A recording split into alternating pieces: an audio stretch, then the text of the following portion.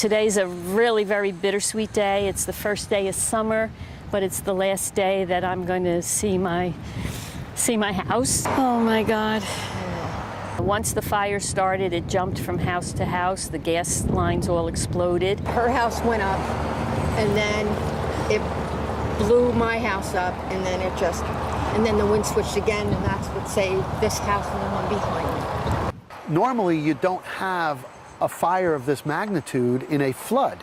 But if you look, some of the houses really burned down to the flood.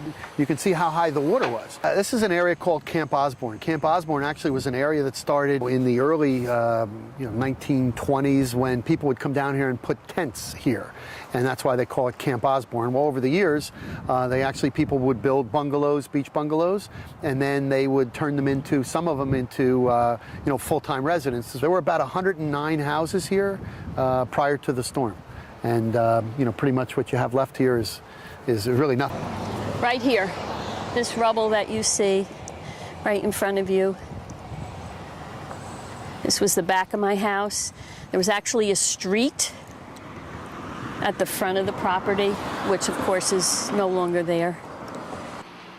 One of the things you want to do when a storm hits is get the debris off the street as quick as you can, because you have people's, their belongings out on the front lawn. People drive by here and they say, that's my house. That was my microwave oven. That was my refrigerator. It hurts them every time they come by. So for us, we need to get that off of this lot as quickly as we can.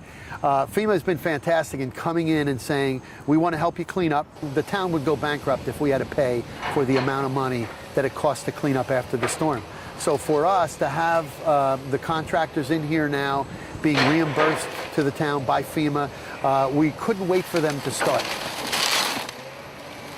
I think the thing that I have to think about now is looking forward and hoping that I can come home soon, hopefully next year. It's just my little slice of paradise, and I'm hoping to get back here one day soon.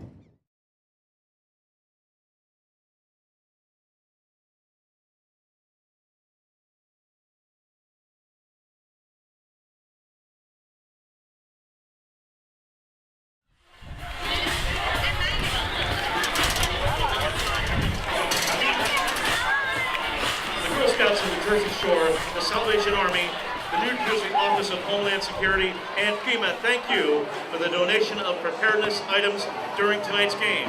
This is an exciting event. We have partnered with the New Jersey Office of Homeland Security and Preparedness, the Girl Scouts of the Jersey Shore, and the Lakewood Blue Claws.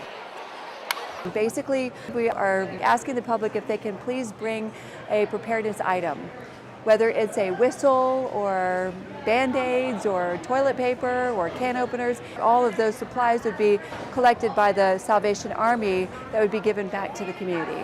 The girls are fulfilling a requirement for the Restore the Shore Patch by bringing in items for preparedness and by donating them to FEMA, Homeland Security, and to the Salvation Army.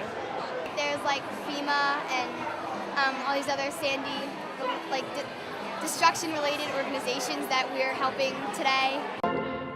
Be sure to stop by the tables on the concourse behind home plate to find out how to rebuild your home stronger and safer. New Jersey Office of Homeland Security Preparedness, they have their information. We have ours, we've got flyers. Then the Girl Scouts have their booth up, and then we have Mitigation has a booth as well. You know, the success of tonight can only be realized by taking a look around. We have over 6,000 people in attendance. We had an overwhelming positive response. People came out and donated items, including flashlights, Band-Aids, first aid kits, food, canned goods. All of our private sector partners came out and were here in support of creating awareness and building resiliency as a whole community here in the state of New Jersey.